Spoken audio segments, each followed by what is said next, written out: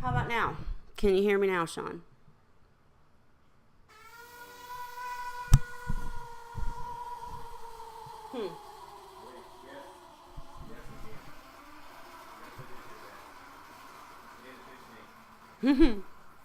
But can you hear me talking into the microphone? Okay, so you can hear me on Facebook, correct? How about YouTube? Can you hear me on YouTube? Okay. All right. Now we just need to see, and it's not echoey?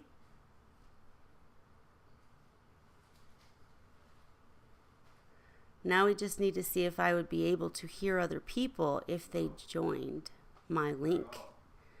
That would be cool to know. Thank you, Coral Vids.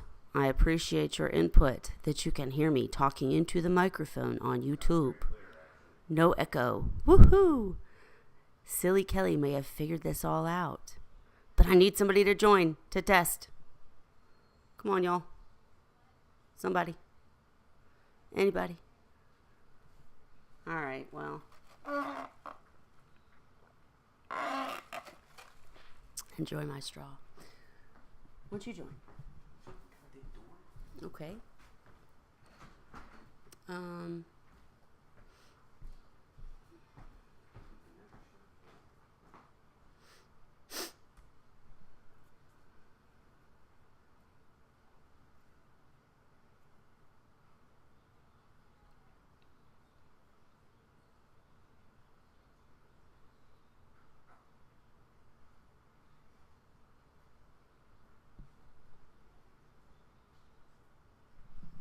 Okay, so first of all, everybody, I'm kind of still. Hey. Hi.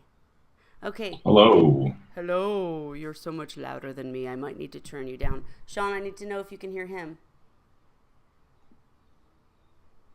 Talk, Mr. Video. I am talking, and I am Dr. Video. I'm sorry, Dr. Video. Can Sean, can you hear him?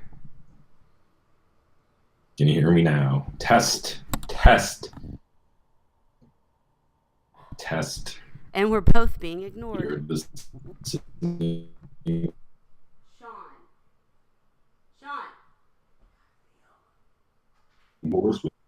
Live on YouTube, live on Facebook, live everywhere. Yes, that's what I was trying to see if I could pull off. And I was just wondering, since you're over there, can you hear it on Facebook? Because the problem I was having. Sorry. Yes, you can. I heard you on Facebook, but Yes, you can hear him. Awesome. Okay. All right. Well, then, wow. Can I stop now? No, I'm just kidding. Hi, Destain. Okay, so I'll go ahead and show my face since I was all, nervous this would not work again. But, and see if that screws it all up. Hi! Welcome to Wine Wednesday. Yeah, so I think I might have this actually working. The only problem I'm still having is that I cannot see Facebook comments, but apparently I'm live on Facebook, so that's awesome. You just might see me look over my shoulder every once in a while.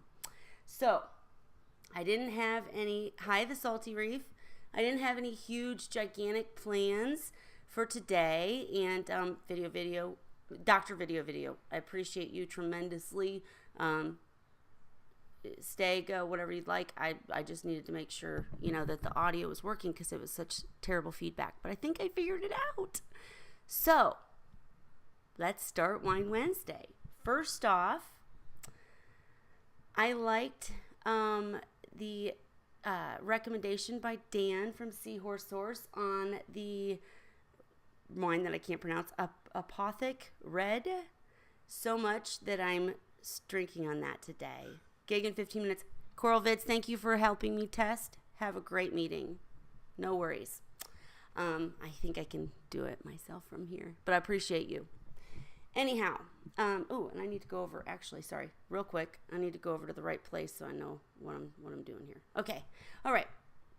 So, thank you very much for helping me figure it out. I think that I have, and I think that I can see questions, but if I stop being heard or if anybody else joins and stops being heard, please let me know. because I'm trying to figure out how to do this so everybody can see. Yeah. All right, so Wine Wednesday, Apothic, I believe it's pronounced, red. Very, very good wine, smooth, not too bitter, I guess. I'm not great with the words yet, but I could drink this without having to shove olives in my mouth every 5 seconds. So there you go. It was extremely important. Test of location to ask questions. I'm not sure what that means, but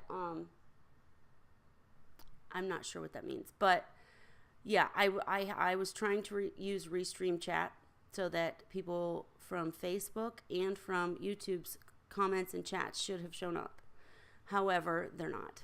So I'll keep working on that. At least I have the audio to where you guys aren't hearing rah, rah, rah. So we're good with that. It was extremely important because I told you guys before that I was going to be doing the Sea Dragon video very soon, interview with the Sea Dragon Whisperer, Colby, and that's coming up in maybe a week or two. So I wanted to make sure that I didn't embarrass myself with that. So, but yes, I think that what Coral Vids meant is anybody in either place, feel free to ask questions, and anyone who wants to join so we can continue chatting to see if, a conversation could go on. I think Reefer Madness will be along at some point, hopefully. Just let me know if you want the link. But other than that, I'm going to ramble and make sure that it continues to work. I have another scene that I want to try too before I log off. And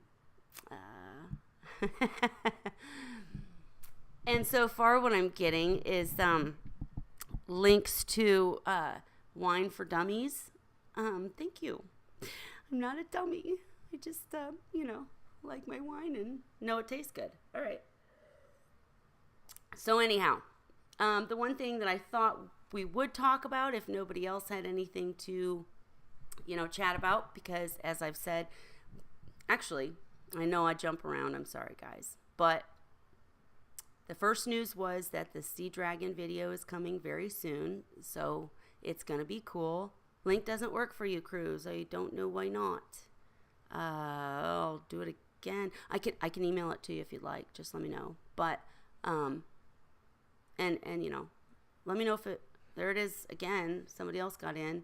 If it doesn't work, I can always email it to you. Let me know. But back to what I was saying is the Sea Dragon video with Colby interview is coming up very soon, and so his sea dragons are just amazing. So I can't wait for him to teach us a little bit about that.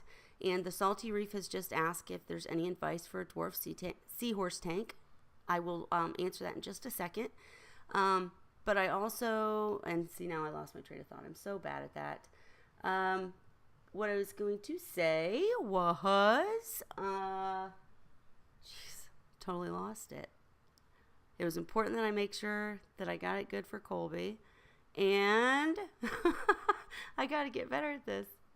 Oh, I was actually practicing with doing this within a group that is specifically seahorses, so that we could do, more individual group, this type of thing, so that people with problems could actually show what they were having a problem with and maybe get immediate help. And then I don't know why I'm showing you my hallway, sorry. And it was working, so I think I'm finally getting the hang of it. Whoa. But yeah, anybody who wants to join and chat about whatever, I don't have a true goal this evening. I was going to cover some of the things to look for when buying a seahorse, just because I get a lot of questions on that. Okay, Destain is back. And I'm sorry, you know what? I'm going to bring this up here so I can see the Facebook people too. I will figure out how to get all comments in one place, but for now, I'm kind of back and forth. Hi, Tessa. How are you? Right now, as of this moment, to actually join the stream, you do have to go over to YouTube. I'm working on that also. In Facebook, when we do it just on Facebook, I'll be able to add you in a different way.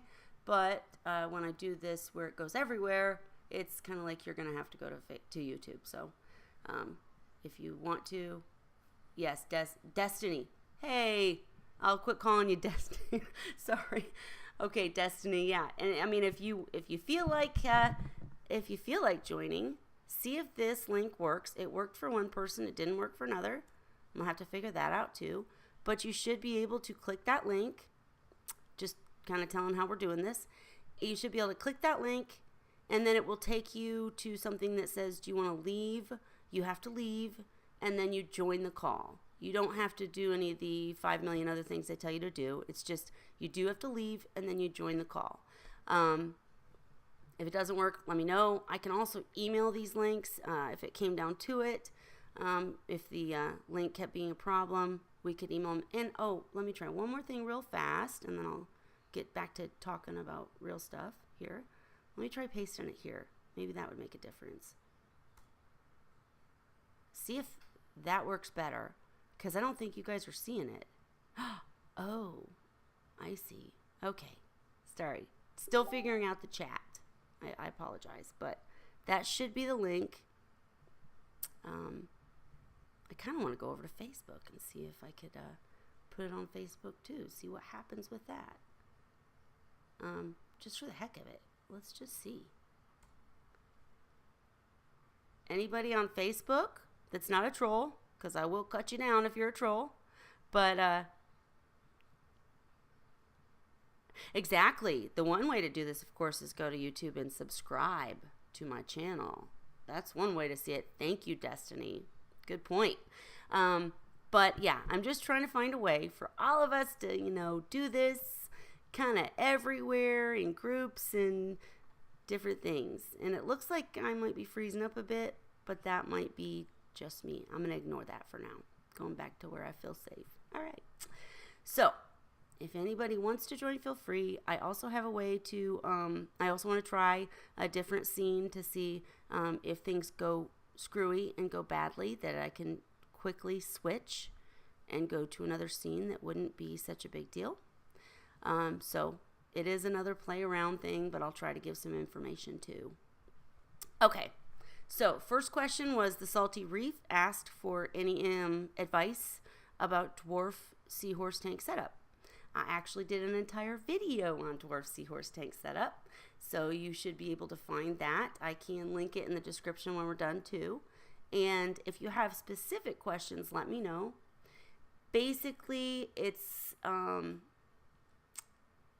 think that Dan from Seahorse Source, one of my mentors, said it perfectly when he said that a dwarf seahorse tank is a perpetual fry tank. So if you don't, you have to have live foods. You have to have, the hitchhikers are a much bigger deal in a dwarf seahorse tank. They are typically not captive bred because breeders, it's very difficult to breed seahorses in general. And so, it's hard to turn around and sell them for the price that dwarf seahorses go for, is an easy way to put it.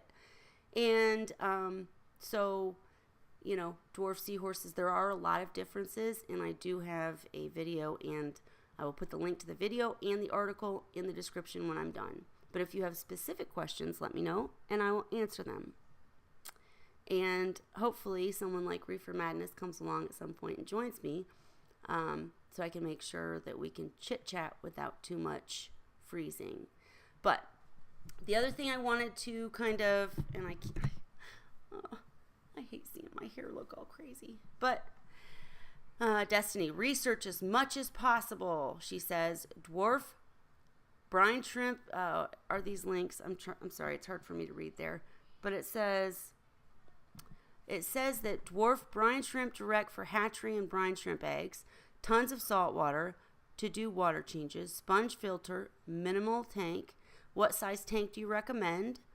If that question is to me, Destiny, if you want to answer some questions, you got to jump on in now. And I can show you if you do want to jump in. As you notice, Dr. Video jumped in, but he's not showing his face. That's easy to do. So if you decide that you want to jump in and just not be seen but be heard, let me know and we can do that. Oh, there's his pretty face. All right. I thought you had a meeting. All right. Anyways. I do. Oh, okay. 20 minutes. Okay. Well, when you cut out, I won't cry.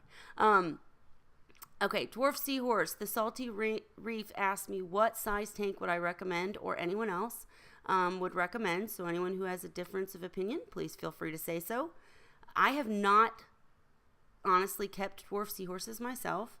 I got with Lucy and Dan and a couple of other people for advice on how to set that up. And hopefully people will feel free to answer these questions on Facebook also, because that's the point, is that we can cross-platform here. But in my opinion, you're going to want to go again, it depends on goals. A lot of people will do the smaller tanks, like 2 to 5 gallon. And the reason is that the dwarf seahorses don't hunt in the same way as the bigger seahorses. So you've got to have food that's, you've got to have this live food constantly around them. Whereas other people will recommend doing a maybe 5 to 10 gallon tank with a huge sump, so you don't have to do all of the water changes that Destiny was talking about. I really honestly hate giving advice on dwarf seahorses because I have not kept them. So if I can tell you what I wrote in the article based on what other people told me, but I've not done it yet. So, I hate to not answer correctly and lead you astray. I would never want to do that. So, let's see. The Salty Reef said, I've been keeping rectus for a couple years, wanted to set up a small tank for the kids. You mean fry or dwarfs? You talking about dwarfs still? I'll post the link, and maybe next time we can get somebody in here who does know dwarf seahorse tanks a little bit better, and they can answer some specific questions. How's that? DM's Reef Tank asked, okay, so I bought a pipefish and put him in my refugium, and he's doing good. Do I need to be careful with him? Oh, boy. Or is there anything they need? DM's Reef Tank, where did you buy the pipefish? And there's no judgment here, none whatsoever, but I'm just asking because typically I would advise someone to buy coral vids. Typically I would advise someone to buy I got distracted. When someone goes to a store to buy seahorse and or pipefish or any of those fish, I would say one of the main things that you should do is ask the vendor a bunch of questions. I promote captive bred seahorses and such. That's hard to find with pipefish, but you can, no matter what, ask them what the pipefish is eating. Make them show you the pipefish eating, because, they can say things that aren't true. DM's Reef Tank. I'm curious to know if you have seen the pipefish eating and what it's eating so far, or what they told you it was eating. Because, most people will say that you're going to need the live foods and things like that. But I know a lot of people who have pipefish that eat, that do eat frozen. So that's kind of a difficult question. And I don't want to tell you wrong. If he's doing well in your refugium, if he's doing well, okay, hang on. Destiny says closer to 5 to 10 gallons than 2 gallons. Hard to fit the heater, sponge filter, and hitching posts in the 2.5 to 3.5 gallon. We have a brine tank and a copepod Tisbee tank since they have to eat so much for the dwarfs. Okay. You guys are killing me here. I'm a big seahorse chick, okay? And you guys are coming at me with dwarf seahorses and pipefish. That's okay. I got to get used to it. I want this to be full-fledged community type stuff, but I wish I had better answers for you. Okay, so Destiny is the one that's going to be helping us with our dwarf questions because she knows more about them. And she's advising 5 to 10 gallons, not the smaller tanks, because you can't fit as much equipment. I think that's why some people advise doing like the 5-gallon with a sump or the 10-gallon with a sump so that you can put all your equipment down there. But either way, I can see that, you know, the more water volume you have with dwarfs, the harder it's going to be to keep that food constantly available. And I do know, exactly as Destiny pointed out, that you absolutely have to have cultures going, whether it be that you're hatching brine shrimp or you know, have your copepod, or what's the other one? Rotifer, blah, blah, blah. You have to have cultures of live food because dwarf seahorses aren't going to eat frozen. It's very unlikely that you're going to get a dwarf seahorse to eat frozen foods. As for DM's Reef Tank, sorry, I didn't forget you, but DM's Reef Tank said, yeah, it's eating my pods. And so that's what I would recommend. DM's Reef is, if you're not already culturing pods, start. There's lots of places that you can get a starter culture. I know, Chad Clayton's a great guy, and Reed Mariculture or Reef Nutrition, whichever way you want to go in, will advise you to the T on starting a culture of copepods if you don't have a separate culture outside of the tank, because you're probably going to need it. I know pipefish can be weaned onto frozen foods. And just to be clear, I'm kind of bombing with these questions. I'm sorry. But the whole point is that I want this to be a community thing where, you know, more people will eventually be in here answering the questions, so that if I don't know, because I don't keep dwarfs, someone else will. And so that's what I'm hoping to do. But DM's Reef Tank said it's hard to do. Hey, you guys, I'm just curious. Was anyone able to jump in? Did you guys just not feel like it, or are you unable? Because I'm going to do one more thing. Oh, see? Okay, so on Facebook, the YouTube questions are showing up. I'm at a loss. I'm sorry. I'm trying to figure this out. But, all right. So, I'm going to come over here and say, can you have a link? DM's Reef, please join. Please feel free to join. Did that link work? If not, let me know. And yes, because hey, hi. All right. Hey! How are you? All right. Yes, thank you. Can everyone else So- hear? Go ahead.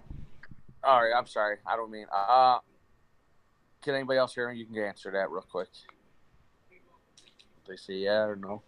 I think they can. We tested it with Dr. All right.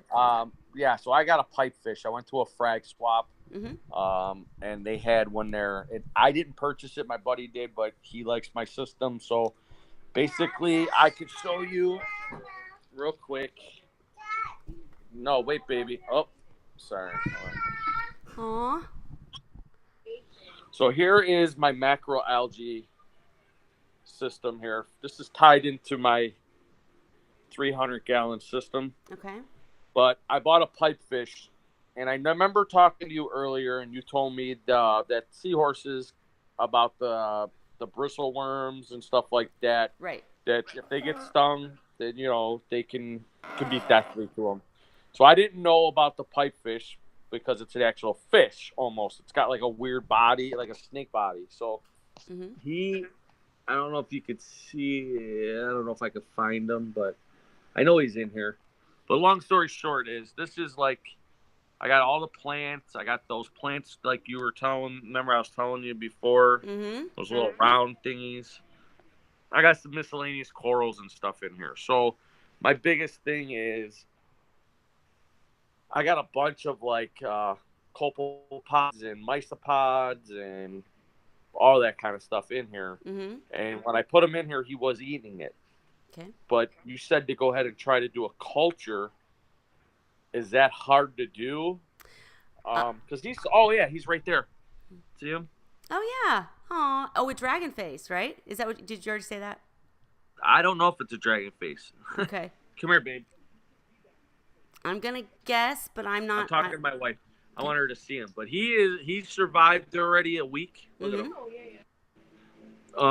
So I mean, he looks healthy. He looks full. Yeah. Oh, there he goes. He is hunting, so I don't know if he's just like.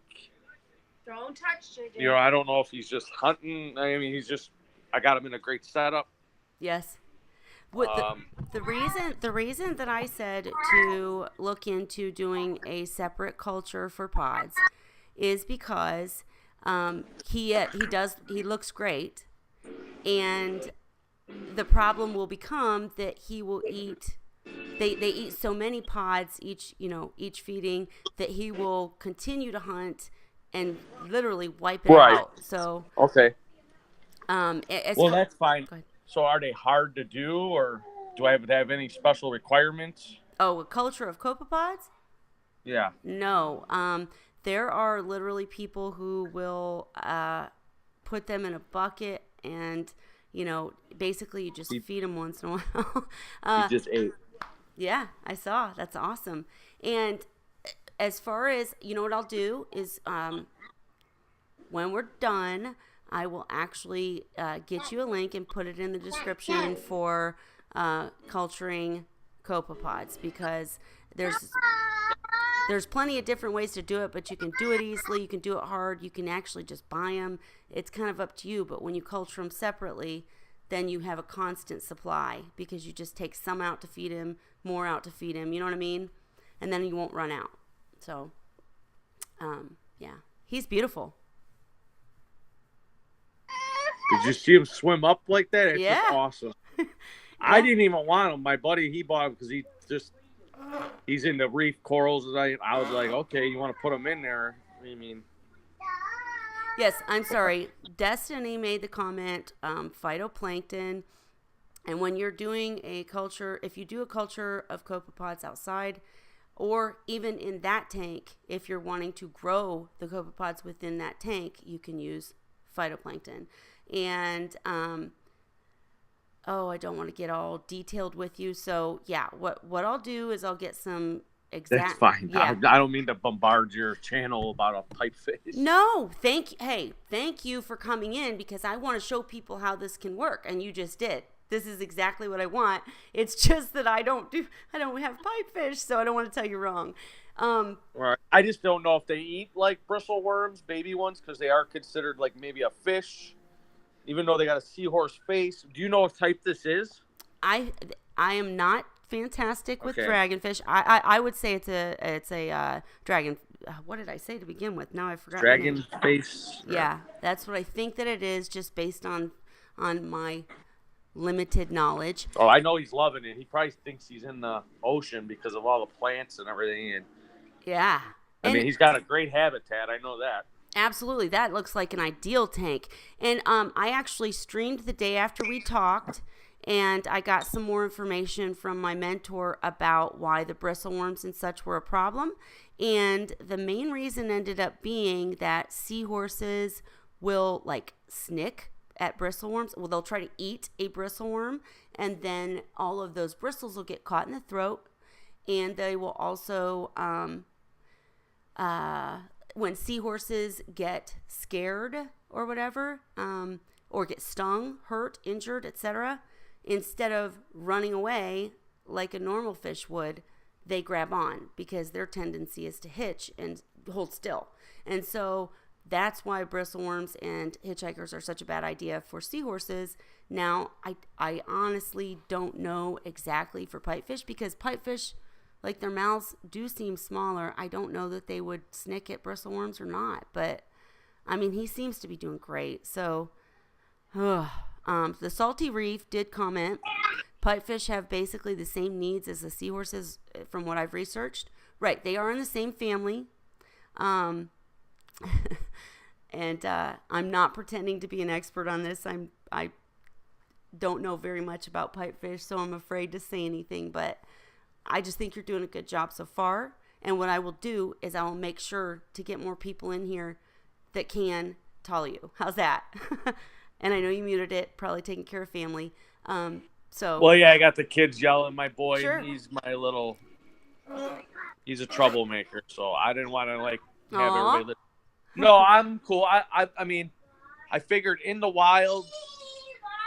Oh my. Hi, can you see me? Hi. What a cutie. Very cute. But So, like I said, I was just thinking that if it looks more natural, maybe they'll just leave the predators. I mean, they got to have some instincts, animal instincts, you know what I mean? To not maybe go after certain things because the environment looks so natural and realistic. I mean, that's what Right. I'm thinking. I don't know. no, well, and you're testing things. The thing is I promote things on my channel, but the bottom line is, I don't have any judgment at all because we would be nowhere if people didn't try things and learn from them, So, and Dan Underwood asked, are we supposed to be on Facebook or YouTube? Dan, what I'm doing is I'm trying to stream to both, but if you want to comment on Facebook, I can see it and read the comment. But if you wanted to, like if you have advice for this gentleman about his pipefish, feel free to comment and I can read it to him. However, if you wanted to actually get into the stream, you would have to be on YouTube. That's how this is working. And we're just testing different things. So DM's Reef nicely joined to ask some questions. And unfortunately, I'm not fantastic with pipefish. So, yeah. So what else, what other kind of fish do you have, just since we're chatting? DM's Reef?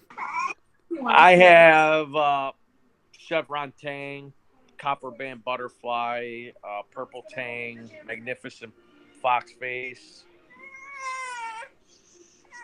cleaner wrasse, chorus rat, yellow chorus, 5 springer damsels, 3 designer clownfish, 3 bang-eye cardinals, and that's it. Oh no, I'm lying to you. I have my yellow-eye coal tang and a purple tang. Wow. And with that being said, I had 3 macaque flasher wrasses, but for some reason, when I was cleaning the tank, I didn't see them, but they jumped out and lost all 3. I mean, at different periods of the time, so I won't get those anymore.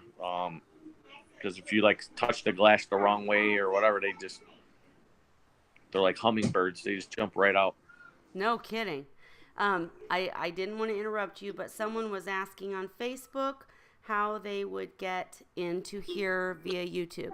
Basically, what you would do is you would go to YouTube on the computer, and you'd have to have a YouTube account, but you would log into YouTube, and you would go to Seahorse Whisperer Society, or actually I think it's Seahorse Whisperer, my channel.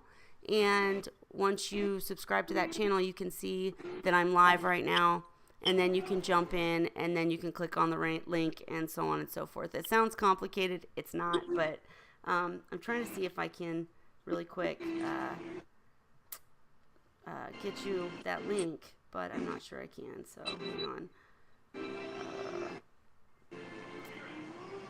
So I apologize. I wasn't trying to distract here. But DM Reef, my quick question. So that is such a beautiful tank. Is the reef feeding into the other tank? Is that how it's working? I think I saw that. Yeah, that's awesome. Yeah, so what happens is my return line's under here. What happens is my M1 pump right here. This pump pumps up, goes into a manifold that goes all the way out to there. Okay. That overflows into this refugium, which is filled with macroalgae, or not chaeto, which then flows into the 55, which has more chaeto, Oh, Lord. and then comes across and goes back up. That's my skimmer. And then it goes back up and comes out, and then it does all of this. This is all predominantly SPS. That is awesome. And when I get ready, yeah, I got a lot of filtration with the chaeto. Mm-hmm. So my water parameters are pretty stable. I did this just because I wanted to display, just to show people that you can. I mean, it's not the greatest right now. It's kind of all overgrown. Mm-hmm. But what I was gonna do is like show people you can have freshwater planted tanks. Why can't you have a marine planted tank? You know? Oh, you're talking to the right person. I'll have to show you my marine planted tanks when I can figure out how to get up and move with this camera. Because like all of this chaeto is all my extra. What I do is sometimes take this out and I bring it to the LFS, and then he will, I don't like throw it away or anything, but I'm gonna try to like start positioning all of these and making it look prettier. I want to get some different colors and a little harder to keep macroalgae, but yeah, that's all it really is. I'm running a Gen 4 Radiant just because I had it laying around. Wow. But yeah, that's my little control center. This is all Miracle Mud. Oh yeah. 30 pounds. Wow. And then because Cruise, I support. I got my own like little logos there. Yeah, I love it. And Cruz was supposed to be in here. I don't know where he went. He said the link didn't work. I'm bummed out. But I was going to mention, too, that I did not know your full setup when I first started talking. And, you might even be able to get away with, just using phyto to feed what the copepods and critters that you currently have for that pipefish. Yeah, because you have a lot. Yeah. I mean, even the two underneath the system, I can only imagine how many pods are actually really, really in there, and then it's going to self-feed the whole system. Right. Well, and watching the pipefish for a clue is, obviously going to help. If he starts, behaviors change or he starts looking thinner, but he did look really, really good. Really quick, I want to say hi to My Opinion. I'm trying to say when I see people. And hopefully, like I said, because I know that you are interested in some pipefish information, I will get people who know in here to talk. So yeah, I'm gonna. I mean, there's some high end ones, but I mean, this was just like a plain Jane guy. But I mean, I want to learn about him. I like seahorses too, but I know if I put him in, I'm afraid, like you said, I don't want him to get stung. I don't want to put him in a predicament that can harm him, Right. And now, honestly, to be really honest, I mean, this is just to show absolutely that, I don't know everything. And I'm kind of curious now how people would, that are good with pipefish would advise as far as this versus seahorses anyways, too, because, yeah. Yeah, see, he's just sitting in the grass, or I can't say grass, the caulerpas. Mm-hmm. He's just relaxing. He's loving it. Mm-hmm. I mean, he's cool. He doesn't look like he's missed a meal, let me tell you. Right. Well, I want updates, definitely. I want to know how he does, because, I'm interested in pipefish someday, too, so absolutely. But yeah, it's pretty cool. I'm pretty stoked. Yeah. And, okay. All right, I will let you carry on and talk about seahorses. No. Well, hey, you know what, though? I appreciate you jumping in, and if anybody else does. But, yeah, because you just provided a perfect example of how, if somebody had a question and they wanted to show what they were talking about, they could do it. So you just helped me tremendously. I really appreciate it. So. Yep, no problem.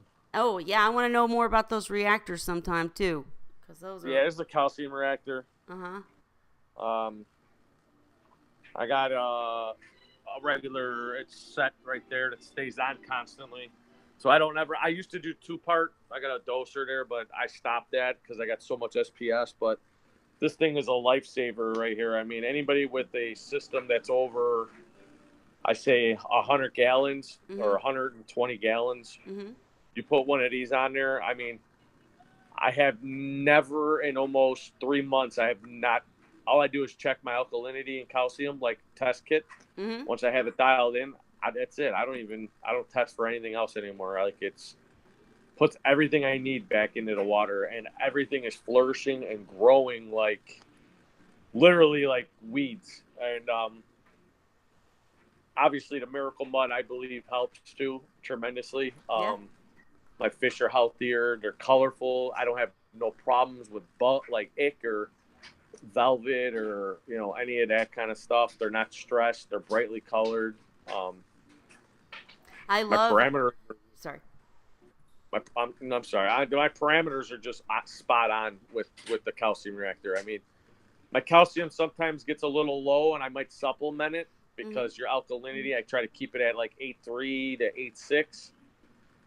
8.6. My calcium will probably sometimes vary between 380 and 4 something, depending on how fast the corals are consuming it. But if that's the case, I check it and I'll just hand dose. Right. Magnesium. There's magnesium inside here, so my magnesium's always closer to 1400. I try to keep it a little over 14 as long as it's over that, and I don't have no algae problems. Nice. I said a lot in just a short while, but no, you're good. Actually, I use Miracle Mud in my reef refugium also, and I'm looking at doing a seahorse tank with Miracle Mud very soon. So we'll do. Yeah, because I think with the Miracle Mud, the pods. Mind you, all this rock that was in here was all dead. I started this from scratch, and it all coral lined up and everything. But the pods, I put a little like golf ball size of Chaeto in here. And with the Miracle Mud, I'm assuming they like to eat it or lay their eggs in it or something. But there's just billions and billions of like life in here. And I still like if you like look at the size of that pod inside that bryopsis. I mean, it doesn't go into my system, but that thing's huge. I see it. I can see it on your camera. That's huge. Wow. Yeah, I got. Now that's an adult, but I got billions and billions of life, and I think it's due to the Miracle Mud. I think the Miracle Mud, something with it, they like to lay their larvae or something inside there because I got enough. It's crazy. We need Cruz. We need Cruz to tell us about the Miracle Mud because I know all of the benefits as to the basics, the trace minerals and the elements and all of that, but I don't. You're right. I wonder if it has something to do with encouraging pods. So, absolutely. Hey, baby girl.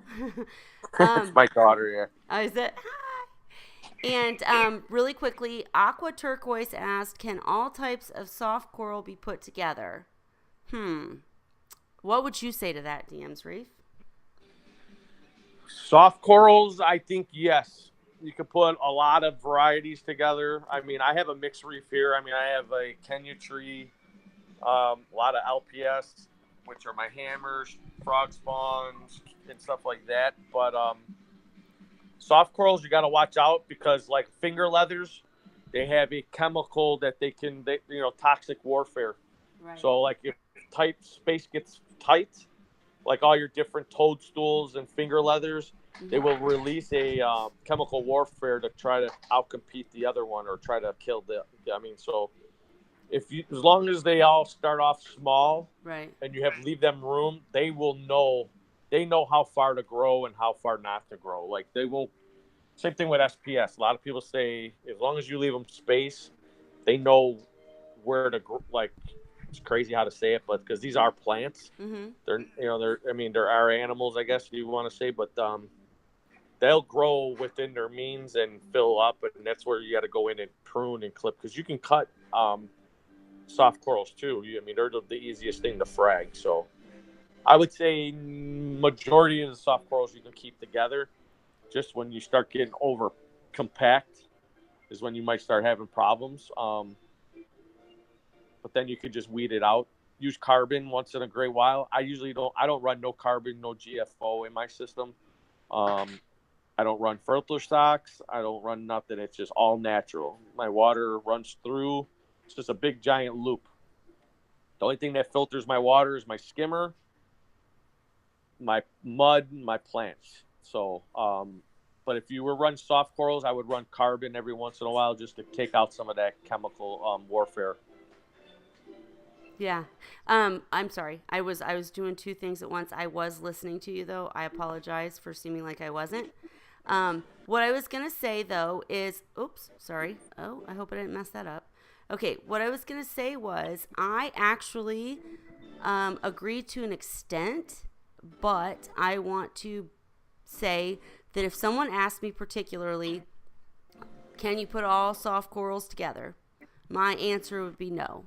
And the reason is everything you said is I would agree with, but I've just had certain circumstances with specific softies that didn't get along with another one or whatever. And so what I would say is research every single individual coral, no matter if you're doing a softie only, mixed reef, whatever. Make sure that you're researching each coral for the needs of that coral, But I agree with what you're saying too, but, make sure that you're looking at each is the only point. Yeah, I don't think all. That's why I said, like, majority of them you could probably get away with, but I would be careful with certain ones. Just, right. I mean, do your research. Don't just assume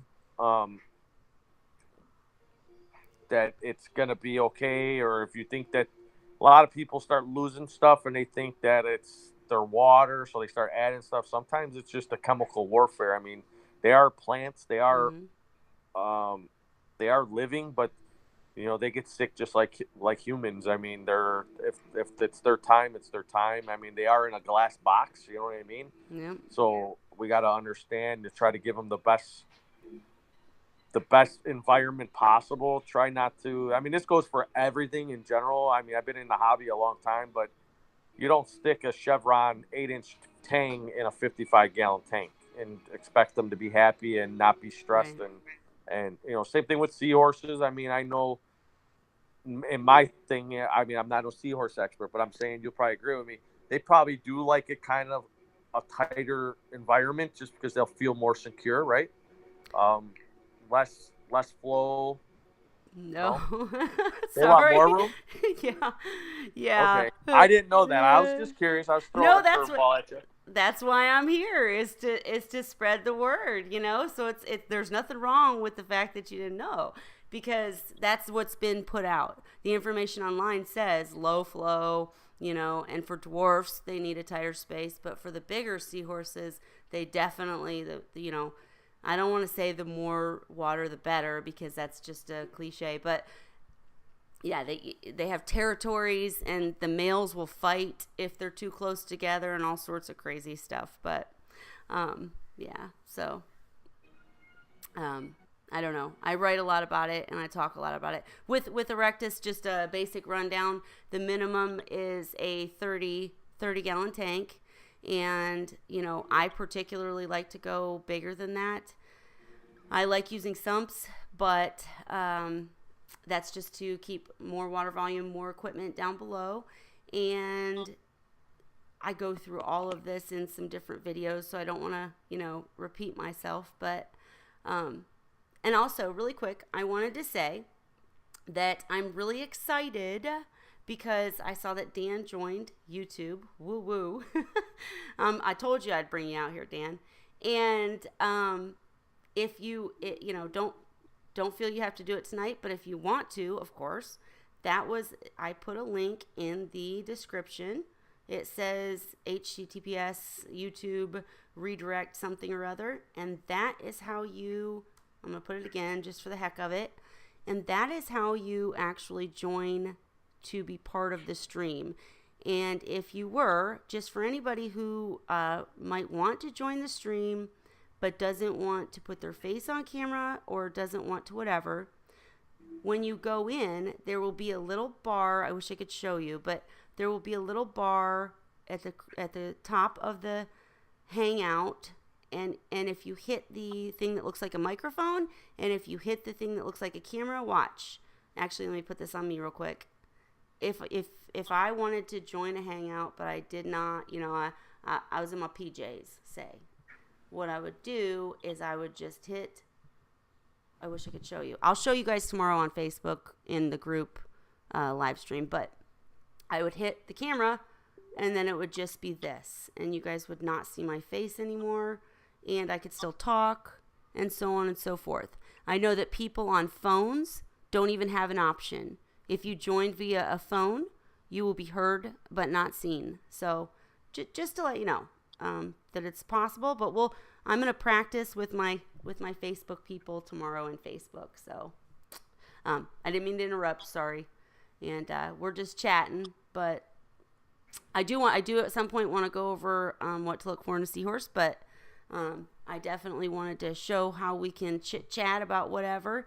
And I'm going to get you some specific information. I'm going to get somebody in here who can talk pipefish with you to try to help you out, because I think you're doing a good job, though. I think that he looks healthy, and you did a good thing by trying to rescue him. So and I don't know where Reefer Madness is. What the heck? So mad at him, but I'm just kidding. If he ever watches this, I'm just kidding.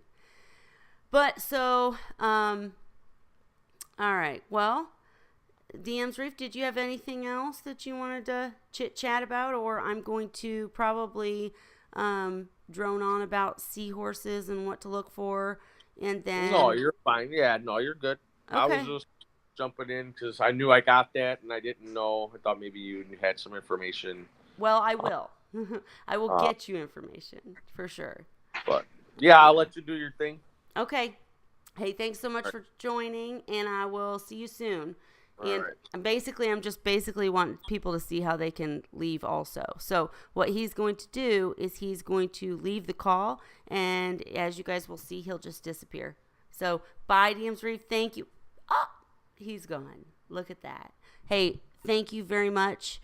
And from now on, once I get my Facebook people understanding how to do this, it's, going to be you join whenever you want, because I welcome people joining and talking.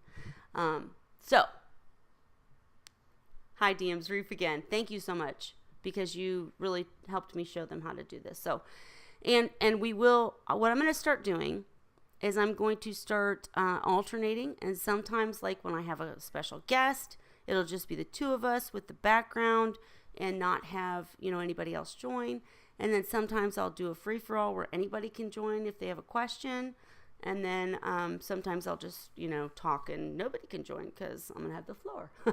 Just kidding. But so just to cover what I said that I would, and let me make sure nobody said anything on Facebook. I don't think they did. When you're looking for a seahorse, just some of the common things that you want to make sure you look out for. I am writing an article on this, and so you will be able to see pictures of these things. I'm sorry, Destiny said I meant the salty reef. Need an email for a way to attach the document. I think they're having a private conversation, so I'll let you keep having it. But anyhow, things you want to look for when you're buying a seahorse. Now, of course, if you buy from a captive breeder, there's not much to worry about, bottom line. But if you're in a store or you're buying from a vendor that says that they are captive bred, a couple of things to look for. Number one, you want to look at their stomach area. And like I said, I'll provide pictures in an article. I should have had them ready. I just didn't. I'm sorry, guys. But I will make sure that you get to see them. So you want to make sure that the stomach is not caved in. And literally, I've seen many seahorses that have a slope in their stomach. That's not good. Sometimes a person that ships seahorses will come in and look a little bit thin in the stomach area. They do that for shipping reasons. That's not the same as having a stomach literally caved in and looking like they haven't eaten in a long time. That you want to avoid, because sometimes when a seahorse doesn't eat for long enough, it can get to a point where they can't eat or won't or whatever. So when there's a seahorse that's really, really thin, you might want to not buy that seahorse. And one of the things, I'm going to go over the questions you can ask too when you're looking at buying a seahorse from a store. Another thing you want to look for is any kind of red or white tips to the tail or the nose, the snout. I'm sorry, not nose. The snout and the tail can both get rot. And at first, it's really hard to tell because it will just look like a faint white or red. Like I said, there will be pictures in the article. Gee, lots of hangouts. Dan, I'm sorry. I'm so sorry that there's so many installs. Okay, really quick, I'm going to interrupt myself because if Dan actually joins this, we're going to pause everything because that would be like way cool. Okay, Dan, if you wanted to join this hangout, and you don't have to, but if you wanted to, and I'm sorry you had to install so much stuff, but you would click on the link that I just put into the messages. When you click on that link, it's going to say something about, do you realize you're going to leave this call? Or do you realize you're leaving YouTube or something like that? You do leave, you hit leave YouTube, leave, and then it will say join the call, and then it will say, do you realize you're going to be live on air, blah, blah, blah. And you say join, and then you will be here. Oh, Lord. Somebody's here. Let me see. Who's here? Dan Underwood himself. Hey, Dan. You're so awesome. Listen, if you don't want to show your face, all you got to do is look at the very top of your box of what you're looking at, and there should be a picture of like a little person with a plus sign, a microphone, then a camcorder looking thing, and then you have another thing, and then settings, and then a hang up call. If you hit the camera, you'll be like this. Can you hear me? Yes, I can. And where's the camera? Should be right next to the microphone. Here, you know what? Actually, I think I can turn your camera off. Maybe No. not. Okay. I was trying to figure out how to turn it on, off, whatever. Well, you're on. I can see part of you. Oops. How do does it show me? It shows you. I see you. I don't want to put you mid-center because I don't. Can you see this now? Does that help? Well, I got a round picture of you. Okay, you have a round picture of me. Oh, I know why. Here's the catch.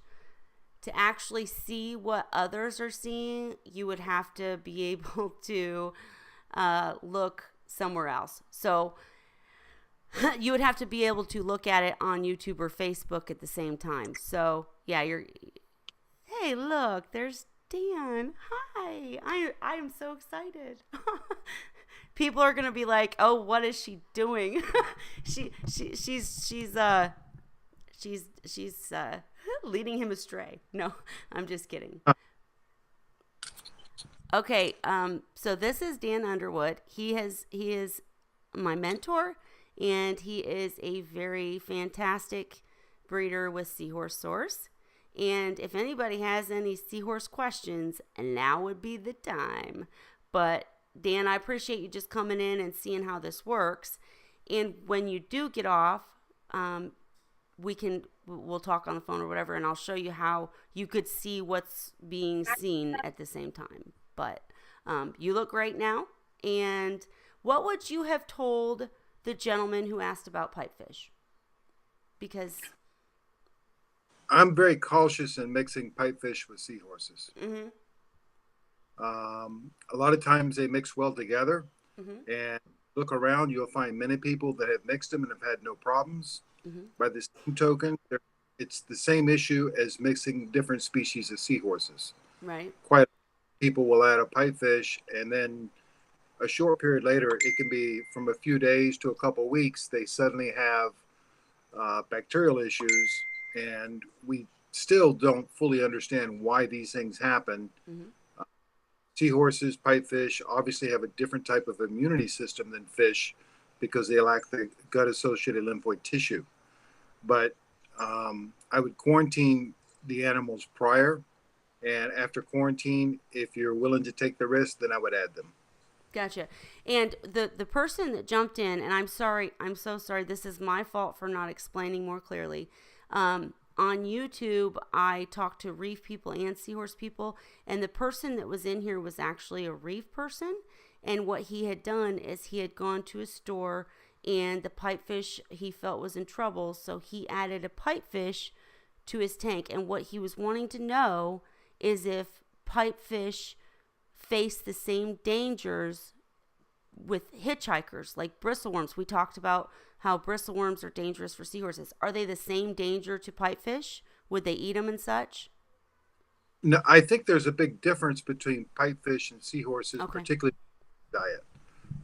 Depends upon the species and what they eat. Many pipefish eat smaller seahorses, and pipefish, like seahorses, are opportunistic feeders. In fact, they're often more aggressive than seahorses, but pipefish fit in reef tanks much easier than seahorses because most of them don't hitch like seahorses do.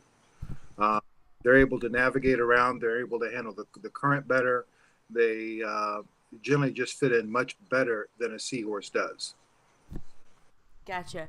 Okay, and since I have you on here, what would you, because the topic of tonight was supposed to be what to look for when you're perchance like looking to buy a seahorse. So what would you advise people to look for as far as, I was going over, make sure that they're not bloated but not too skinny. Is there anything that you specifically tell people to make sure that they don't or that they look out for? And obviously I mentioned captive bred, but I'm going to give you the floor for a minute. Go ahead. You mean in terms of buying from a live fish store?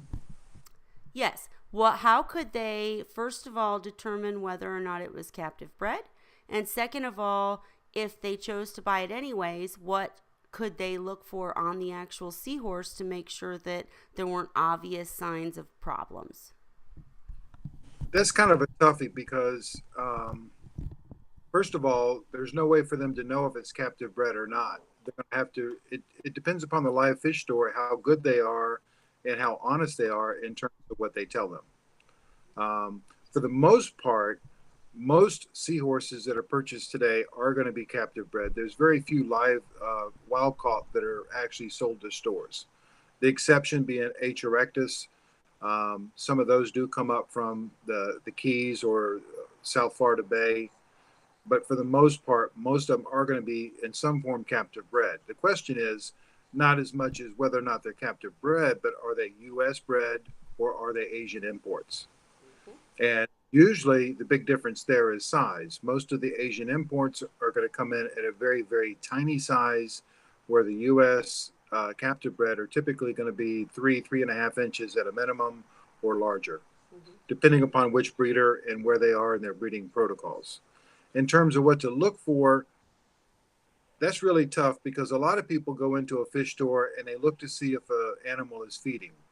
And they see it eat, it looks okay, they say great, they take it home, and 2 weeks later they lose a seahorse and they think they did something wrong, when in reality, what can often happen is exposure through the process of the chain of custody of the seahorse, if you will. They go from the breeder, they go to the wholesaler, they go to the live fish store, and then to the customer. Along that way, they could be exposed to multiple different things. Now, different wholesalers and different fish stores are better than others, but my point being is that they can be exposed to something that doesn't necessarily show up until a period of time later. For that reason, again, I go back to the quarantine. I think virtually anything that you bring in should be quarantined. And, especially if you have other animals in the tank and you don't want to tear down a tank because you've suddenly got some type of a bacterial or protozoan issue that has created havoc in the tank, if you will. that's one of the things I'm trying to figure out how to make this not stay on you all the time, because I'm sure you wouldn't be very happy with me if that happened. Sorry. But that's one of the things that I pointed out. I was in a conversation the other day about quarantine and why, if there weren't already seahorses in your tank, at risk. And that was one of my points, is that, you know, you never know. You don't want to have to go through what you will have to go through if a seahorse messes up a tank that you've spent so much time setting up. And Dan, real quick, I'm reading comments as they come through because I can see them. So Melanie Simpson said, "Hi Kelly, listening. You're having a great stream." Thanks, Melanie. Anyone on Facebook? I'll probably never get Dan up here ever again. No, hopefully he'll join more often. But if you guys have any questions, I can see the Facebook questions. So, and we'll do this again. So Dan, of all people, has taken this big leap and shown that we can do this. So very, very cool. I'm trying to think, because I don't want to keep you very long. And I'm trying to think if there's anything else that we need to say really quick. I'm trying to think. DM's Reef tank, love your tank. The pipefish is so cool. Hey, DM's Reef, I hope you heard Dan's opinion that pipefish are different and can be more easily added to a reef tank. So that's good news on all counts, because this is a breeder of, you know, seahorses, which are in the same family. So very cool. And Dan, I'm just trying to think what other questions I could ask right now. So let's see. What are you drinking? A bit of the Irish, Jameson's. Oh, you topped me in the wine. Nice. Okay. Well, I didn't even expect you to join, so now I'm kind of like, oh God, what do I say? Dan and I have these amazing conversations, and if I can get him to have these conversations like this where everybody else could hear, man, everybody would keep seahorses fantastically, I promise. So this is a very good thing. And let's see, I'm just trying to think. Is there anything else like that you would say as far as, let's see. This is what I run into when I live stream. I just sit here and I'm like, what should I talk about now? Because if people aren't asking questions, I'm kind of stumped. But, okay, actually, I'm going to tell you guys, in case you don't get on these live streams when Dan happens to join, he will be speaking at MBI, Marine Breeding Initiative. And that's, Dan, do you know when that is? Is that July? Yeah, it's July 21st, if I recall correctly. Okay, and we'll check, and I'll put it in the comments. But yeah, he will be speaking, and he will be there, and I am going to plan, you know, one of these little wine get-togethers for after the MBI dinner on Saturday. So we'll definitely be doing that, and lots of new things happening. But I don't know. I'm kind of stumbling over my words here. I'm kind of shocked that you joined. So. You know what? I'm just going to start talking like we're just talking. Melanie said, "Hi, Dan. Seahorses seem so intimidating to keep, but love to see them. I don't see any at my LFS. Are there reliable places to get them online? Dan, where could somebody buy a seahorse?" Well, first of all, let's go back to the intimidating part. And what I will tell you is that new people new to seahorses, particularly people new to saltwater tanks and to keeping fish, if they do their research, are often much more successful than some of the hardcore reefers. And the reason being is they don't believe they already know it all. They follow the directions, and if they follow the directions, they typically do very well. Seahorses are not hard to keep. They're just different. And if you account for the differences, they're actually very, very easy to keep. Now, as far as live fish stores, that's a toughie, because there's some very, very good live fish stores, and there's some stores that, well, let's just say they're not as good. Um, it's really good to get advice from other people who have purchased from the stores, particularly seahorse keepers, if possible. If not, I would question the employees in the live fish store with some simple questions that they already know the answer to, and see how the live fish store responds. Because quite often they will give responses that are inappropriate. If so, turn around, walk out. Um, by the same token, if you're getting the right answers, if you look at how the seahorses are being kept, they could be a very, very good source to buy them if you prefer to buy locally. If you prefer not to buy locally, then I recommend contacting a breeder. There's not many of us, but there's a few of us within the country that go to a direct breeder. And the nice thing about going to a breeder is that typically you'll get expert support if you need it. Absolutely. That's one of the things that I do like when buying from a breeder, is that instead of like a 14-day guarantee from an online source, or as soon as you walk out of the building, you're out of luck from a fish store. Not saying they're all like that, but these breeders, really care. And Dan is, of course, a breeder. I'm going to say it since you won't, for seahorsesource.com. And there's also seahorse-savvy.com. Lots of great places, but there are online actual breeders, and I'll put some links in the comments. Thank you for asking, Melanie. And Dan's Reef Tank asked, what are the differences that they require? I'm going to assume that you mean pipefish, Dan's Reef. You're going to have to elaborate because I'm not sure what the question means. But, yeah. So, Dan, yeah, I'm sorry. I'm reading questions, and I don't know what that one means. So, we'll find out. But if you had to give any advice to a seahorse keeper, I'm sorry, really quick, I'm going to read what Melanie said. Melanie said, thanks, Dan. I'm not even close to getting any yet, as I don't know enough about them. Hence, listening to Kelly's stream when I can. Thanks, Kelly, for the links.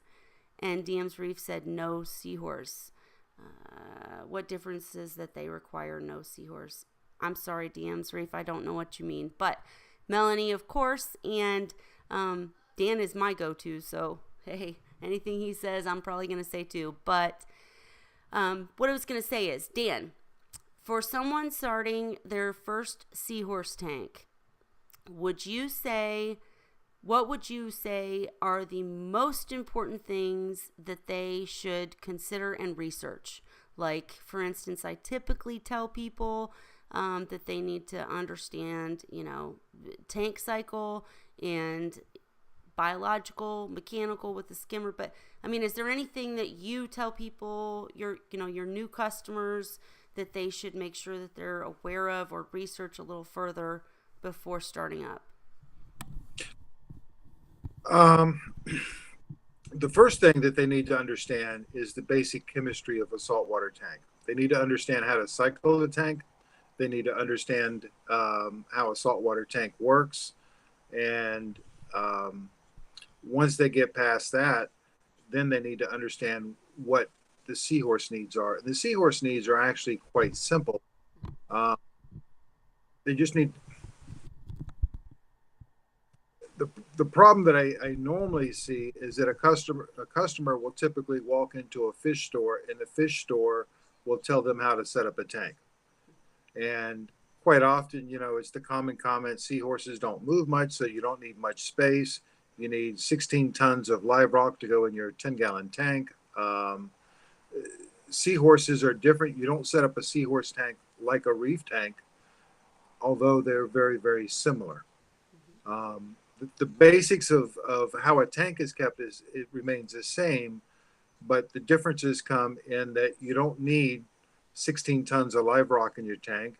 You need better filtration than you do typically for most tanks, and the filtration scheme is different in that seahorses produce much more organic waste than most fish do. So putting, for example, a 55-gallon tank with 4 seahorses in it is going to have the waste production of a 55-gallon tank that's overstocked with reef fish. So understanding the filtration schemes comes into play. My advice to people is to first understand the basics of the water chemistry of how to make salt water, how to cycle a tank, how to check your parameters, understand about flow, understand about filtration, that there's two types of filtration, both biological and as well as mechanical. And when they get to that point, before they actually set up the tank, they should then be looking into whichever resource they want to in terms of how to set it up specifically for seahorses. There's multiple articles out there on how to set up a tank, but if you're planning on buying from a certain place, it's a good idea to talk with that certain how they would prefer you to set up the tank, as they will guide you and help you through the process should you have problems. Be that myself, be that Alyssa, or any other breeder that is willing to sell the seahorses. And there are some other small breeders around that sell seahorses. And the other thing I recommend is that many people are in areas where there's some pretty good reef clubs. And most reef clubs usually have a very good, or what they call the seahorse guru of that club. And quite often they can be a great resource, particularly if they're local and where they can come and look at what you have set up and help you along the way. That's a really good thing that I didn't even think of. That's very good. And that's another thing that could be done with this kind of live streaming too. Just thoughts here is that, you know, if someone had a question, does this look like enough? That'd be a really great way for someone like you or a group of us or whatever to, you know, help. And DM's Reef Tank, as you were talking, said, what are the requirements to keeping a seahorse? Dan was saying they require certain things, and if they can do that, are they easy? And I'm gonna really quick before you answer. Basically, you just answered. Actually, you were pretty clear. But DM's Reef, seahorses are not as difficult as they're made out to be. I think one of the major points is that it's just different than a reef tank. Did you have something to say, Dan? Go ahead. They are different. The problem is that most people, when they set up a tank, they think reef tank. Mm-hmm. Seahorses are actually more of an estuary type creature. So think of an estuary tank versus a reef tank. And most seahorses are going to do best in a tank designed primarily for the seahorses, and other things added as an afterthought versus adding a seahorse to a reef tank. Absolutely agree. Yeah, because that's Melanie said at Dan, thanks Dan, hadn't thought about checking with my local club. I haven't noticed anyone keeping them, but I will check further. And hey, Melanie, I keep them. I can help. But yeah, exactly. And you know, that's how I see seahorse tanks myself, is that I set them up for the seahorses. I asked, Dan happened to be my breeder, so I asked him for advice on how to set them up. And then when I set them up, then I will go and maybe do different things afterwards that fit with what they need. And I'll be linking also below an article about flow in a seahorse tank, because they do not need the low flow that people think that they do. They're not that difficult. They just need a different situation. So no, I'm going to say, Dan probably would not agree, but I'm going to say no, you can't just, well, Dan would agree, I'm sorry, but I'm going to stop talking for Dan. But what I'm going to say is, no, you can't just throw a seahorse in a reef tank. They do need a different situation than a reef tank, but as long as you know how to keep a tank cycled, and you know how to deal with deal with nutrient export, meaning your skimmer, your I use algae scrubbers and refugiums. Some people use major biological filtration. Some people use there's all different ways to do it, but the basics that are different, in my opinion, are you have to be careful of what you put in with them, because they are slow eaters, not swimmers. Slow eaters, well, I guess they are slow swimmers, but they're slow eaters, so you can't have fish in there. They're going to out-eat them or eat more than them, eat all the food before they can get to it because they pick at food. And so you can't put certain fish with them, and you can't put coral that they're going to hurt or is going to hurt them. So the differences are more in what you put into the tank. The saltwater tank itself is the same. It's just based on whether or not you need, you don't need to stock up all this live rock as filtration because there are other ways to do it. And so, there's just big differences, but then they're the same. It's kind of confusing. But definitely throwing seahorses in a reef tank is not the ideal setup, and they need their own tank. So that is one thing to keep in mind. But were you going to speak? I'm sorry. Yeah, if I may interject. My experience my experience goes back about 15 years, and in terms of dealing with customers and looking at who's successful, who is not successful, when I look at my customer base and I look at the people that take a seahorse and drop it in a reef tank versus somebody who set up a seahorse tank specifically, in other words, the tank was designed for seahorses. The person that sets up a seahorse tank typically has a 90+ success rate of having the same seahorse for 18 months to 5 years.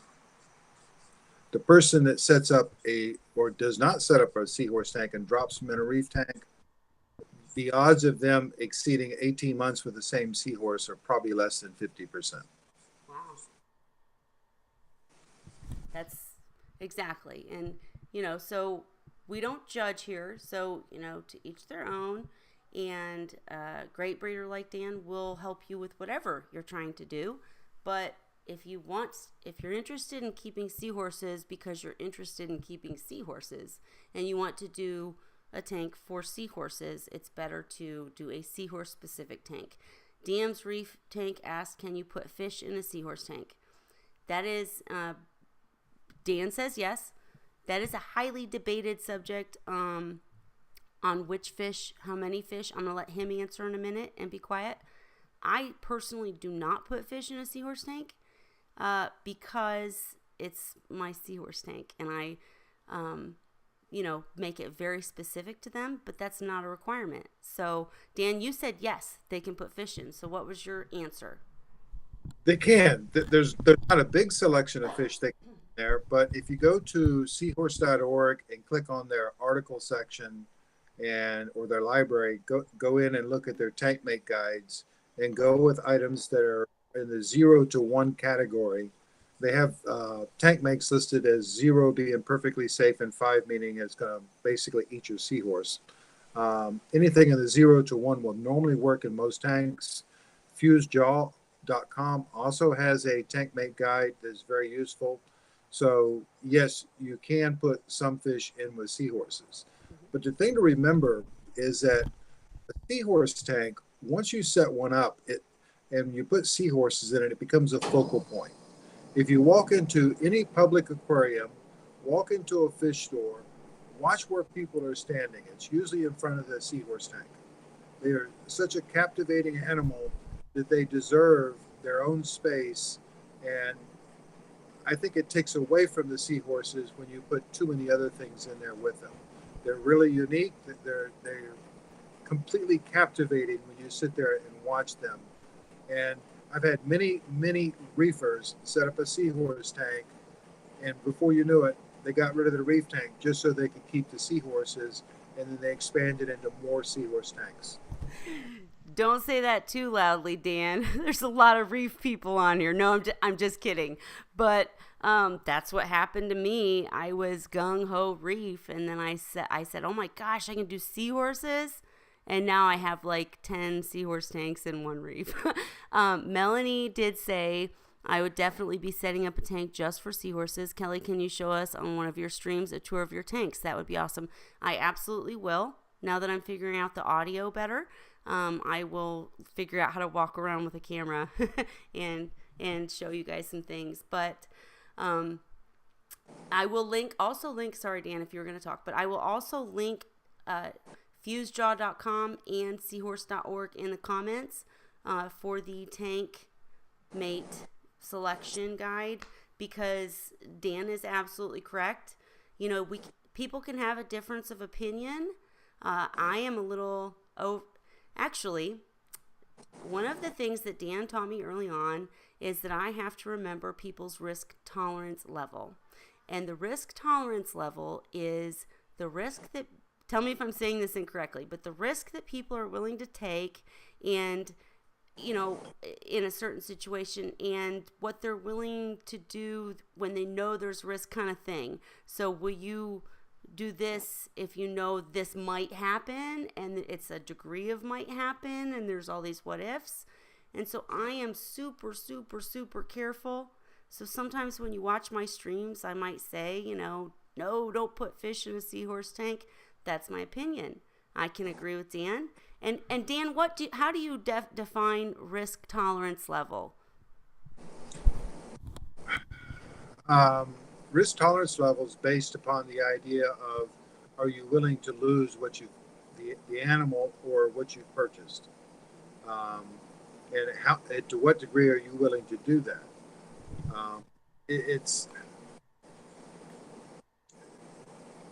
the problem in this hobby is that the two words always and never should be eliminated, because every time you come out and say you always have to do this, somebody proves you're wrong. And when you say never do this, somebody comes along and proves you're wrong. For example, clownfish. People put clownfish in with seahorses. Sometimes there's completely disastrous results. On the other hand, there's other people that have clowns and seahorses together with no issue. So depending upon who you talk to, they're going to give you two different viewpoints. Same thing with cleaner shrimp. I've seen people lose seahorses because of cleaner shrimp just stresses out the seahorses. And yet I have other customers who say the seahorses go over to the cleaner ship to get clean. So, you know, what's the correct answer? And that's where it becomes difficult when it comes to selecting things. And that's where these guides come into play, where they give you a level of, you know, 0, 1, 2, 3, 4. You can get some idea of what's safe, what isn't. In general speaking, the lower the risk level of, when you're looking at these guides, of 0, for example, is better for small tanks. And the larger the tank, the higher you can go in terms of the risk level without issue. So, for example, putting in a cleaner shrimp in with a pair of seahorses in a 25-gallon tank is much different than putting a cleaner shrimp in a 125-gallon tank with a couple of seahorses. Absolutely. And that's what's going to be cool about this channel, y'all, is that you're going to get different opinions, and, you know, we're going to discuss it. That's the whole point, is that there sometimes are no real right answers, but there are specific guidelines that help new keepers, and then from there we can expand and learn from each other and look at these, you know, 0 to 3 and such, and make decisions for ourselves and go from there. So I've got the chat set up to where the chat messages disappear on me really quickly, but I think you asked if Melanie, I think you asked if dwarf seahorses were harder than larger seahorses, and I had already given my answer, but we'll let Dan answer since he is doing an impromptu interview. And Dan, I won't keep you much longer, but my answer was that dwarf seahorses, just not that they're harder exactly, but that they require a lot more. They need live foods. They need they would be hurt a lot more by hitchhikers. And I kind of hemmed and hawed because I've never kept dwarfs. So now that we have a dwarf person who's bred dwarfs, Dan, what would you say? Are dwarf seahorses harder or easier to keep than the bigger seahorses, and why? I'm going to tell you they're harder to keep than the bigger seahorses. And I'm going to tell you that the typical dwarf seahorse keeper that is highly successful will probably be successful with raising seahorse fry. Likewise, somebody who's good with keeping seahorse fry is probably going to be good with keeping dwarf seahorses. And the reason for that is the food source. If you set up more or less a small sterile tank for seahorses, dwarf seahorses, you have to feed them live Artemia.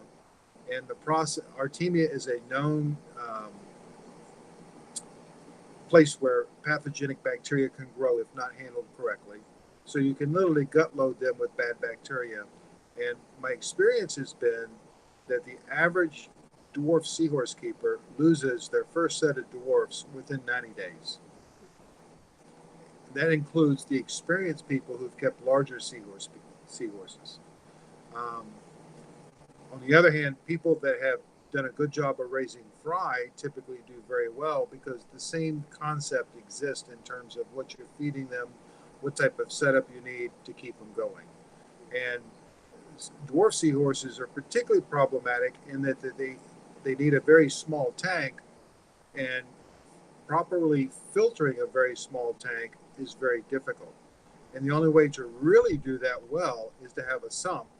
So it seems kind of silly when you have a 2.5 to 5 gallon tank with a 20-gallon sump underneath.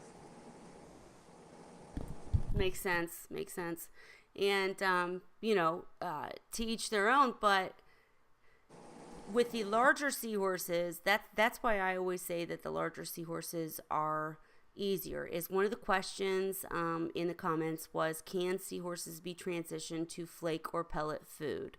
I have never personally known seahorses to be transitioned to flake or pellet. However, they will eat frozen foods, and in fact, they are weaned onto frozen foods if they are captive bred before they're ever sold. Now, dwarf seahorses, no, they're going to want live foods. So, when you look at the situation, dwarfs have been trained to where they can eat a small amount of frozen food, something like cyclopes. Mm-hmm. The problem is they eat a little bit of it, but they don't stay on it. And often people will feed them a little bit of cyclopes, they start eating it, they sell them as dwarfs trained to frozen food, when in fact, long term, they're not going to stay on that food. Makes sense. Okay. Right. And I can tell you specifically that with the larger seahorses, as a person who's bought and kept them and even bred them, that they will, they love their live treats if you give them, but they will stay on on frozen foods, completely. They've been raised on them, by breeders. So, well, it's interesting because we've done experiments with several food companies where we've tried to come up with foods for seahorses other than frozen. Okay. And we've played around with different things. We've tried some soft foods that were shaped that looked like mysids, more or less. Mm-hmm. We've tried different types of freeze-dried foods and pellets. The problem that you encounter when you introduce pellet foods or freeze-dried foods is you run the risk, unless it's softened, you run the risk of a mechanical injury as they use that process of sucking in the food. There's high pressure that sucks in food, that macerates that food. And if it's something that's hard, it's like them sucking up gravel or something. Makes sense. It could hurt their, I don't know the technical terms, unfortunately, but it could hurt their it could hurt their throat, basically. Right. Yeah. And soft tissue damage itself can cause edema, which in turn causes problems. Same thing as with them having a mouthful of ciliates. Right. And most of the people watching this won't know what that means, but gotcha. And let's see. We're going to educate everybody. I can scroll through messages. Look at this. Okay. So they asked about this, and then I was just going to ask that I will have a 30-year. Okay, wait. My opinion asked, is there a tank size for seahorses? In other words, do they need a minimum? My opinion, before Dan answers, I've answered this, so I'm offended. I'm just kidding. Dan, I'm going to let you answer, and I will be back in 10 seconds. So answer the question about what are the minimums for keeping seahorses, and I'll be right back. Okay. I normally recommend a minimum of 30 gallons for a seahorse tank. And there's a couple of reasons for it. The first reason is from a volume perspective versus the organic waste that's produced is the primary reason. The second reason is that it's very difficult on smaller tanks to have adequate filtration. Most smaller tanks are going to have hang on the back filters, and you're going to have a difficult time finding enough space to hang on the back filters to do the job, combined with the fact that those filters are going to create so much turbulence in the tank that it's going to be difficult for the seahorses. So as a minimum, I normally recommend a 30-gallon tank. Sometimes you can get away with using a smaller all-in-one tank like the Red Seas or the BioCubes that are in the 24 to 26-gallon range. But if you do, you really need to have a protein skimmer added to that tank, and that becomes difficult in the smaller tanks.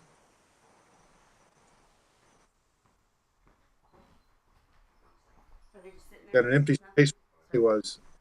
Sorry. Okay. All right, I'm back. Hang on. Here I come. I'm sorry, Dan. I am so sorry. That's right. That was kind of an emergency. Okay. All right. Looks like you're all good. And they're basically just I don't even know what you said, unfortunately. So I'm gonna assume I agree because I agree with everything you say. But anyhow, I'm trying to think if there's anything else for this preliminary Dan joins kind of thing. What else?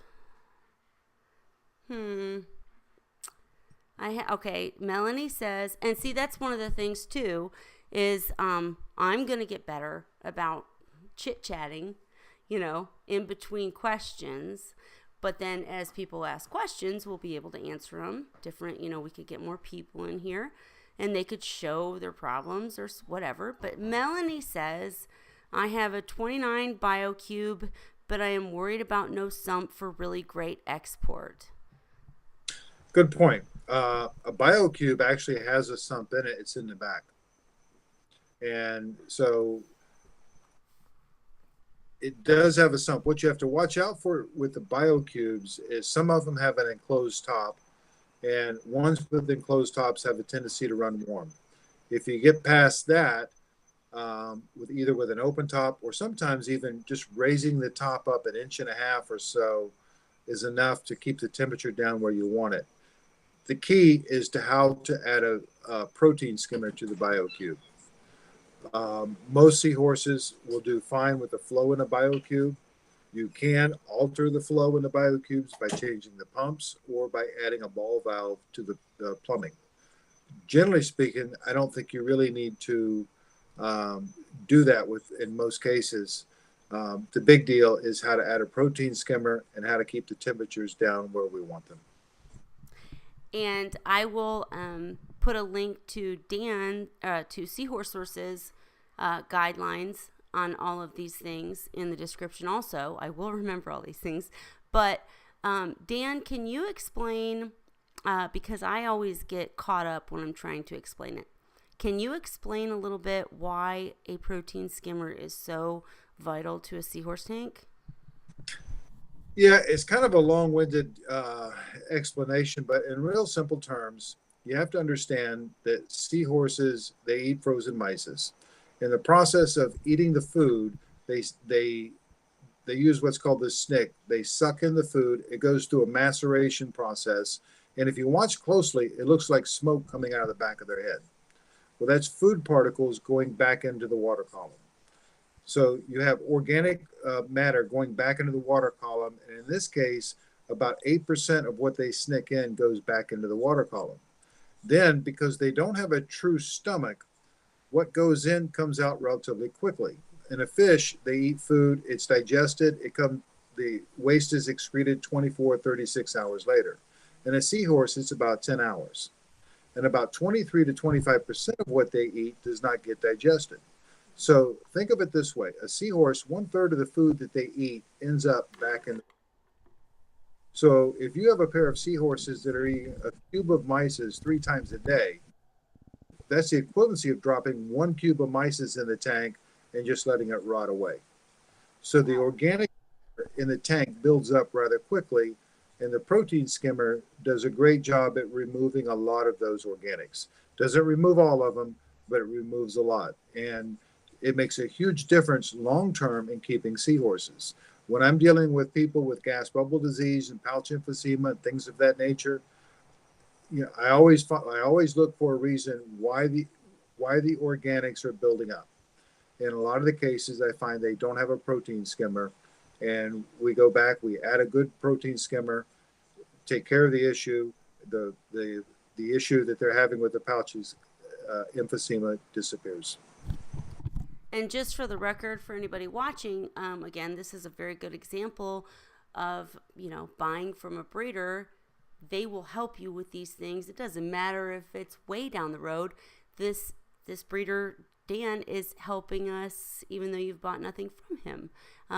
This is the quality that you get when you buy from a breeder. They care. And really quickly, I wanted to say the questions that were asked. Melanie, I know you asked at one point what the best temperature for a seahorse tank was. Dan, I'm going to let you answer that because I have before, and then I just want to let you know we'll probably only be able to go about another 5 minutes because it's starting to break up. When we go for too long, for some reason, it starts getting... But Dan, temperature for a seahorse tank, what's your say? If I was gonna say the perfect temperature would be probably 72 to 74.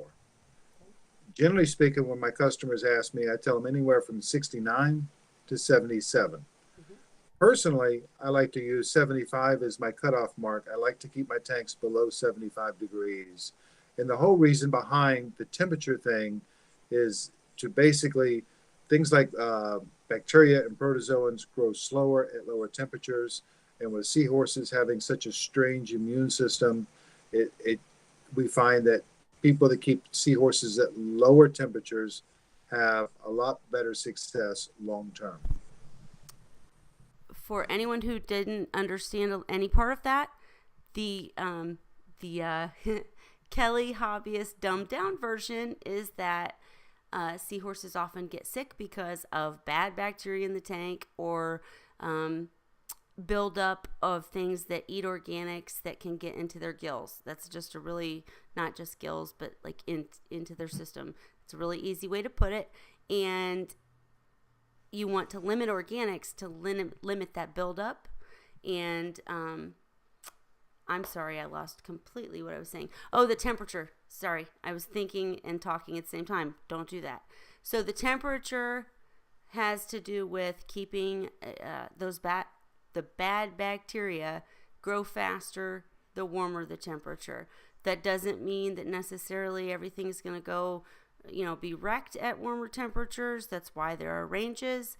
But by keeping the temperature low, if anything else is going on, like high organics or like whatever else, by keeping the temperature low, you limit the amount that bad bacteria can grow. Was that kind of accurate for someone who doesn't understand all the technical stuff, Dan? Or, feel free to correct me.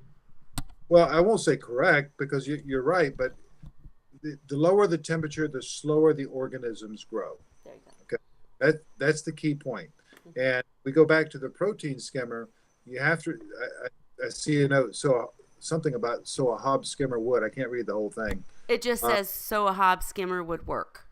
Yes. Okay. The protein skimmer removes the organic matter. Okay. The key here is that excessive organic matter in the tank has to disappear, and it's only going to disappear one of two ways. One is if it's mechanically removed, such as with a protein skimmer, or two, if some type of organism eats it.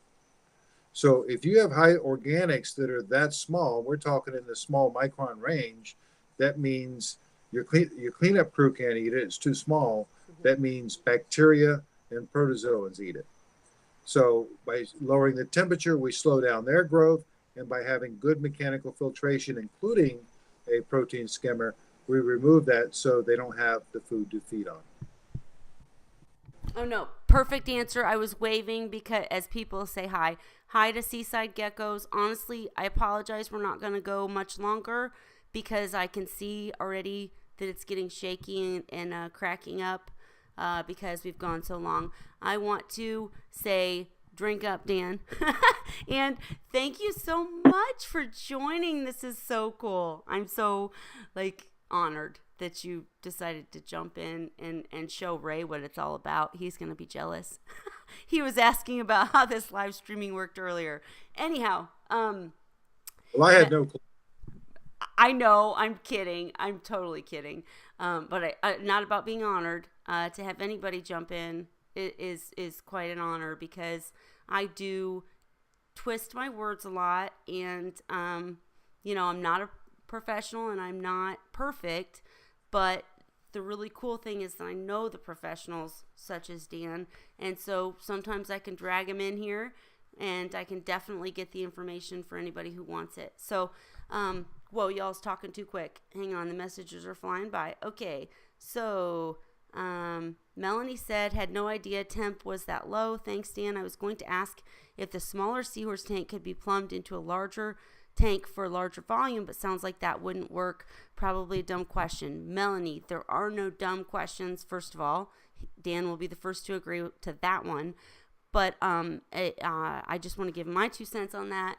I typically say it's not probably a good idea to plumb a seahorse tank into another tank.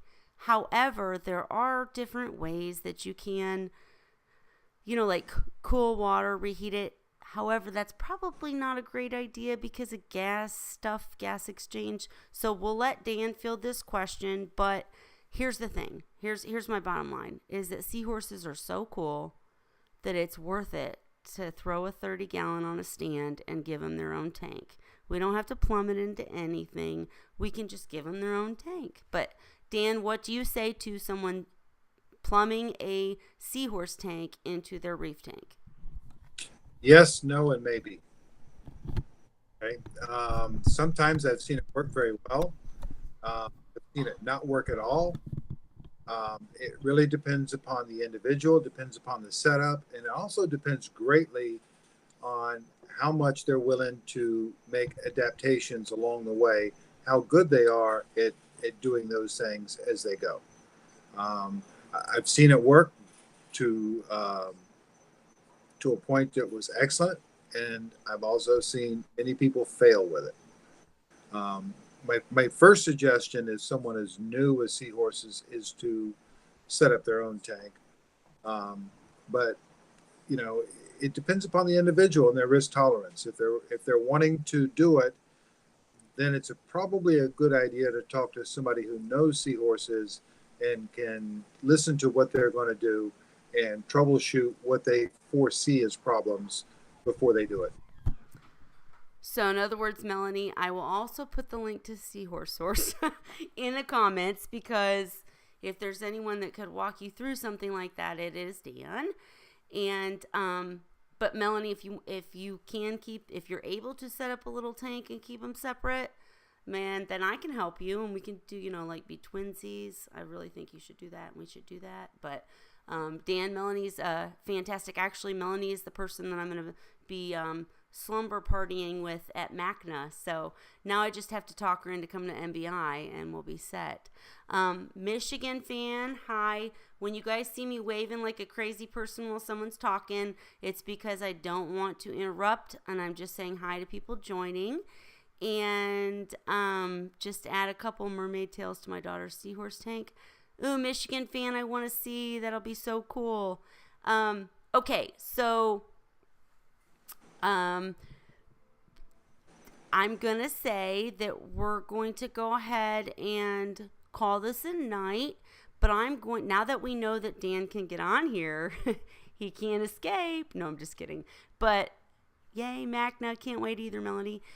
Dan, we're going to have you on again when I'm a little bit more prepared and have some better questions to ask you, and maybe do some promoting or whatever. But I can't thank you enough for joining. And when you come back, we'll make sure people know that you're going to be here, now that I know I can pull it off in a professional sense. And we'll get you on here so that people can ask questions directly. And other than that, I'm going to say thank you to Dan to joining, and thank you to everybody else for coming. And I'm going to cut it short because honestly my computer's about to die. I'll just be real. That's the reason. So Dan, I will get with you. Thank you. And we'll do this again. And everybody else, cheers to you all. Good night, everyone. Night, Dan.